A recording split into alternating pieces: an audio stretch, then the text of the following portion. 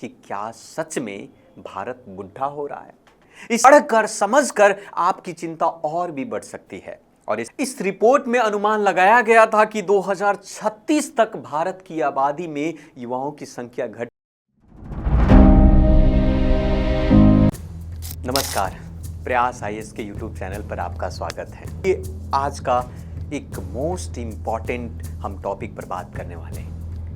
आज का most important प्रश्न पर बात करने वाले हैं और प्रश्न ये है कि क्या सच में भारत बुढ़ा हो रहा है। इस सवाल का जवाब अगर आप सोचेंगे, समझेंगे, अगर पूरी डेटा को एनालिसिस करेंगे तो इसका जवाब होगा हाँ।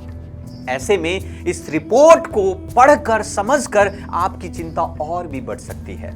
और इसकी वजह यह है कि केंद्र सरकार की जो यूथ इन इंडिया 2022 रिपोर्ट बताती है कि भारत में बुजुर्गों की आबादी तेजी से बढ़ रही है। इस रिपोर्ट में अनुमान लगाया गया था कि 2036 तक भारत की आबादी में युवाओं की संख्या घटकर 22.7% पर आ जाएगी। इसके बाद पिछले साल संयुक्त राष्ट्र ने इंडिया एजिंग रिपोर्ट 2023 में जारी की थी, जिसमें कहा था कि 2050 तक भारत की आबादी में 20.8% हिस्सेदारी बुजुर्गों की होगी, जिनकी उम्र 60 साल या उससे ज्यादा होगी। तो ऐसे में 2050 तक भारत में हर 100 में से 21 लोग बुढ़े होंगे। तो फिर आप कह सकते हैं कि भारत बुजुर्ग हो रहा है। ऐसे में 2050 तक भारत में हर 100 में से 21 लोग बुजुर्ग होंगे।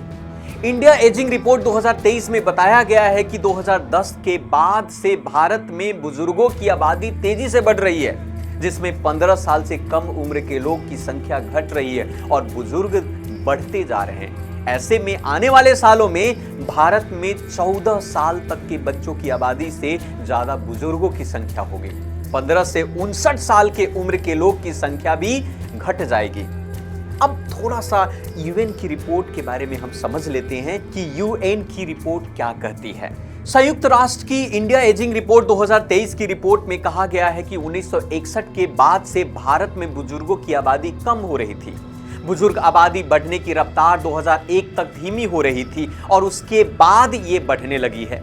2011 से 21 के बीच में भारत में बुजुर्गों की आबादी 35.5% के दर से बढ़ी, लेकिन 2021 से 31 के बीच ये दर 40% से ज्यादा रहने का अनुमान है।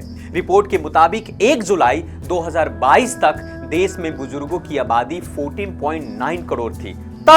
तब आबादी में बुजुर्गों की हिस्सेदारी 10.5% थी, लेकिन 2050 तक भारत में बुजुर्गों की संख्या 34.7 करोड़ होने का अनुमान है। ऐसा हुआ तो भारत की आबादी में 20.8% बुजुर्ग ही होंगे और इस सदी के अंत तक यानी 2100 तक भारत की 36% से ज्यादा आबादी बुजुर्ग होगी। तो भारत को अभी इस पर विचार करने की आवश्यकता है, क्योंकि अभी तो यंग इंडिया है, लेकिन आने वाले कल में शायद ये ओल्ड इंडिया बन सकता है। धन्यवाद। वीडियो को जरूर आप शेयर